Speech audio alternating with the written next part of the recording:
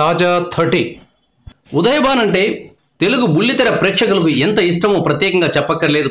ఆమె TV screen మీద కనబడకపోయేసరికి అరే ఉదయభాన్కి ఏమైంది, ఎక్కడికి పోయింది అంటూ చాలా మంది ప్రేక్షకులు ఆరా తీశారు.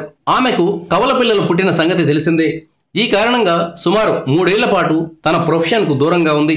ఇప్పుడు మళ్ళీ క్రమంగా బిజీ అవుతోంది. ప్రస్తుతం యాంకర్లుగా అనసూయ, రష్మి గౌతమ్లు దున్నేస్తున్నారు. ఉదయభాను వీరికి మళ్ళీ గట్టి పోటీ ఇస్తుందనే అంచనా ఉంది. ఉదయభాను సిల్వర్ స్క్రీన్ మీద కూడా మెరిసింది. హీరోయిన్ గా చేసింది. జులై టైటిల్ సాంగ్ చేసింది. ఉదయభాను ఇప్పుడు తనదైన స్టైల్లో రీ ఎంట్రీ ఇస్తోంది.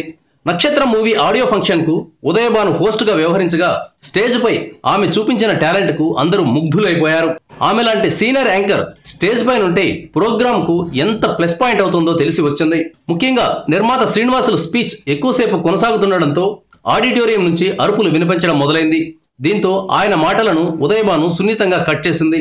ఆయన చెప్పాల్సిన విషయాలను తనే ఒక్క మాటలో చెప్పి పంపించేసింది ఉదయభాను. పంపేసిన తర్వాత ఆమె మాట్లాడిన తీరు ప్రేక్షకుల్ని ఆకట్టుకుంది.